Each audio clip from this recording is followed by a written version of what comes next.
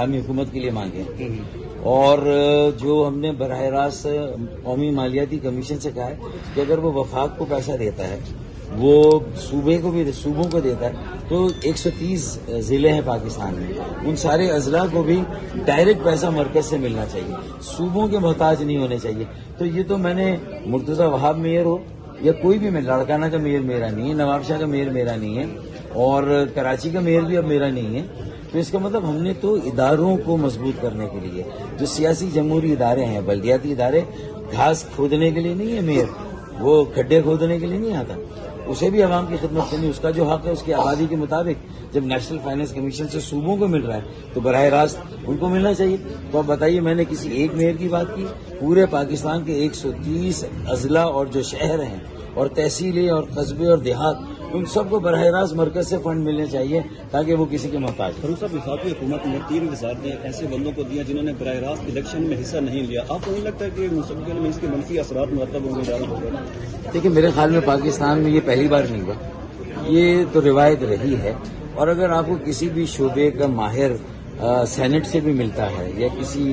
باہر سے بھی، اور آئین اور قانون اس کی اجازت دیتا ہے، تو میرے خیال میں اس میں کوئی آر نہیں، لیکن ان کی تعداد لمیٹڈ ہونی چاہیے۔ سر، چیئرمین ایسا کی تعیناتی پہ پیپلز پارٹی نے تحفظات کا اظہار کیا ہے کہ وزیر اعظم نے صوبے کے حقوق پہ ڈاکہ ڈالا ہے یا ان کے ساتھ بات نہیں کی چیئرمین ارسا۔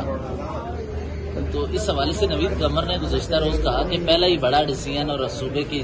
ساتھ مشاورت سے نہیں لیا گیا، تو ایک طرف تو وہ علی امین سے مل رہے ہیں، دوسری طرف مشاورت بھی نہیں ہو رہی۔ میں سمجھتا ہوں کہ پیپلز پارٹی تو دیکھیں نا، ان کے حلیف ہے نا، تو پیپلز پارٹی کے ساتھ بیٹھ کر پی ایم ایل این کو اور پیپلز پارٹی کو پی ایم ایل این کے ساتھ بیٹھ کر اس مسئلے کو حل کرنا چاہیے۔ اور ارسا تو چونکہ ایک بین الصوبائی ادارہ ہے، تو اس مسئلے کو جو کاؤنسل آف کامن انٹرسٹ ہے، مشترکہ مفادات کی کاؤنسل جو ایک آئینی ادارہ ہے، وہاں پر لے جا کے اس مسئلے کو حل کریں۔ تو میرے خیال میں یہ پولرائزیشن یا کوئی ایسی باتیں ہیں جو مختلف، اس وقت تو قومی مشاورت اور قومی مفاہمت کی ضرورت ہے، اور اس میں تمام حکومتی جماعتوں کو، پی ٹی آئی اور اپوزیشن کی جماعتوں کو ریچ آؤٹ کرنا ہوگا اور ہر قومی مسئلے پر ان کو ساتھ لے کر چلنا ہوگا، بالخصوص معیشت پر، اور مہنگائی اور بے روزگاری کا خاتمہ ناگزیر ہے، اس کے بغیر ہم آگے نہیں بڑھ سکتے۔ سر، یہ بتائیے گا حکومت چھوڑ تو نہیں دیں گے آپ؟ حکومت چھوڑ تو نہیں دیں گے؟ نہیں، میرے خیال میں ابھی ہم نے حکومت جوائن بھی نہیں کی ہے نا پوری طرح سے، ابھی خالد مقبول صاحب نے ذمہ داری لی نہیں ہے۔